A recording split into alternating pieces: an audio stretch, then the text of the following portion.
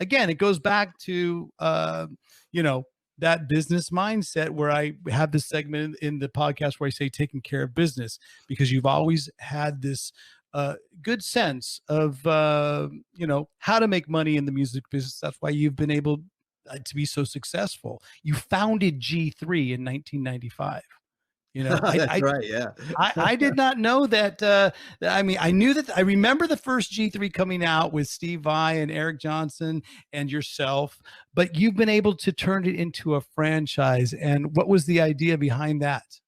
Oh, I was lonely. It was so funny. I came back in the middle of the 95 tour in support of the eponymous release, Joe Satriani in 95. And I said, you know, everything's great. Touring, packed houses, lots of work. I got artistic freedom. I said, but when do I get to hang out with my friends? I said, every time I call Steve Vai, I'm in New York, he's in Australia. If I call Lukather, he's in LA, I'm in London. I said, I never hang out. And I said, you know, when I was a kid, I thought, when I'm a rock star, I'm just going to be hanging out with all the guitar players and we're just going to be having fun, partying, trading licks. And of course, it was nothing like that. I was just on my own. I was on a bus every night or in a hotel room. And so we You know who does down. that, Joe? You know who does that? All that hanging out and all that camaraderie? Drummers. Ah, that's right. Drummers always do it, you know? Damn They it. do. They're very social. So anyway, it took about 3 hours at the Bill Graham office there, but we finally came up with an idea. The difficulty was, of course, is that you can come up with a great idea, like 25 guitars in one night, but try to find a venue that you can rent, you know, that can hold that many guitar players. And then if you've got all those guitar players and you've got to shove them into 7 to 11, which is really like 7:30 to 10:45, because that's the curfew. People out there watching this may not know, but the artist rents the venue for the evening. That's kind of like what it is. And they have rules, which means you pull in now, you do your show, and then you get out. You know, you got a curfew. Yeah, everyone knows about the curfew that Axl Rose breaks every single night. But we don't. It's very expensive, and you know, unless you're a superstar act selling 40,000 tickets, you don't want to break that curfew, and you don't want to incur any overages.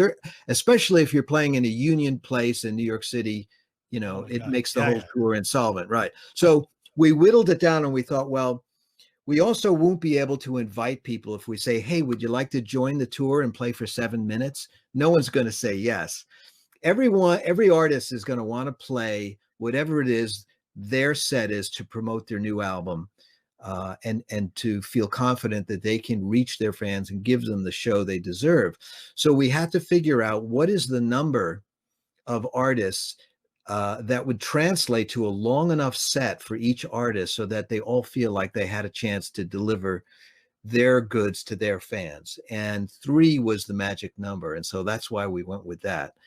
My manager seems to have actually, it seems to actually have been to transcend into other tours, because a lot of guitar tours that have been under the same business model have that magic number of 3. I think, you know, I've actually done a tour called Planet Axe where it was 3 acts, 3 singer guitar players, you know, guitar players, singer songwriters that did a tour, and everyone did a little bit of a set. So I think 3 is that magic number for it. It is, yeah. Everybody can do, you know, let's say on the average 50 minutes with changeover. And then there's enough time at the end for all 3 artists to jam for a half hour at the end of the night. And that's a great show. It's so thrilling for me to stand next to these just incredible musicians every night and hanging out all day backstage, watching people practice. You know, a lot of people don't know, when we walk off stage, the first thing we do is turn to each other and say, how did you do that? Like, that was so awesome when that happened. Wasn't that cool? We should do that longer. I mean, we're just like little kids who just got off a high school stage or something like that. Yeah. It is a great sense of camaraderie, and it's so unique because most of the time we're off on our own, just doing our set, you know, night after night, city after city. It's the only opportunity where on a set schedule, guitar players get to really, you know, trade and share and improvise, because we don't play each other's music. We're not trying to promote a single. We're actually playing classic music to celebrate the guitar with the audience. And I think that's the magic element that just sort of disarms the performers and the audience, and everybody can really have a great time.